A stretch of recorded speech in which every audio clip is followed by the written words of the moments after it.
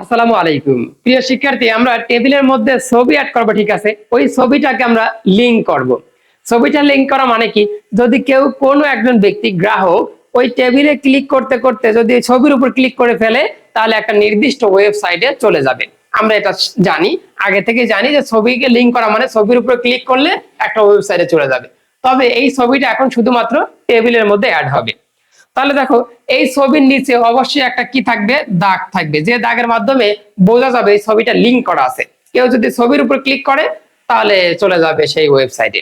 ওকে, আচ্ছা, তাহলে আগের মতোই আমরা কি লাগবো, এইচটিএমএল লাগবো। এইচটিএমএল লেখার পর আমি আশাবাদী তোমরা এই লাইনটা সুন্দর করে লিখতে পারবা। তাহলে এই লাইনে আর কথা না বলি, তাহলে পরের লাইনে আসি, লাস্ট লাইনে। তাহলে লাস্টের লাইনে তুমি কি করবা, সরাসরি টিআর শুরু করবা।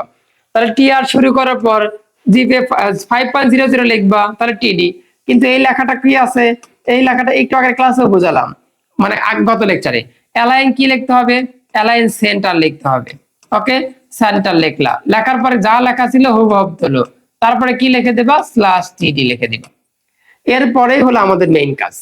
এরপরে হলো আমাদের ছবি অ্যাড করতে হবে, আবার হাইপার লিংকও করতে হবে। তাহলে প্রথমে যে কাজ, প্রথমে হলো আগে টিডি লিখবো। টিডি লেখার পর আমাদের কাজটা হলো হাইপার লিংক করতে হবে ইমেজকে। তাহলে হাইপার লিংকের কাজই আগে। তাহলে ASREF শিখেছি। আচ্ছা, তারপরে এরকম ইনভার্টেড কমা দিয়ে ইউআরএলটা লিখতে হয়।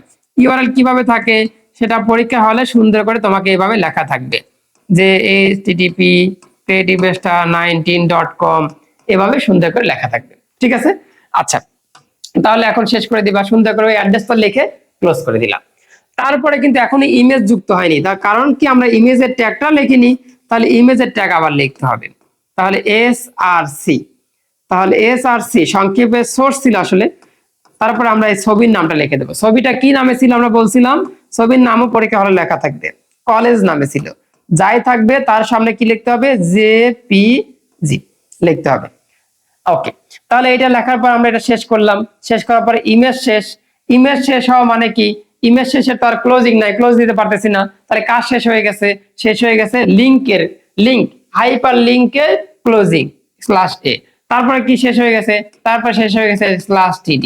তারপরে যেহেতু এই লাইনের শেষ মাথা, তাহলে আমাদের আরো একটা কিছু শেষ হয়ে গেছে, সেটা হলো টিআর শেষ হয়ে গেছে। ক্লিয়ার হতে পেরেছো? আর টিআর শেষ হয়ে গেলে কি হয়, টেবিল শেষ হয়। আর টেবিল শেষ হয়ে গেলে এখানে কি হয়ে যাচ্ছে, বডি শেষ হয়ে গেছে। আর বডি শেষ হওয়া মানে কি, এইচটিএমএল শেষ হয়ে গেছে। বুঝাতে পেরেছি? তো এই ছিল আমাদের টেবিলের মতো কাজ করা, টেবিলের মধ্যে কাজকর্ম। এরপরে আমরা শিখবো আনঅর্ডার লিস্ট আর অর্ডার লিস্ট, এইগুলো টেবিলের মধ্যে কিভাবে প্রবেশ করা যায়। ধন্যবাদ সবাইকে।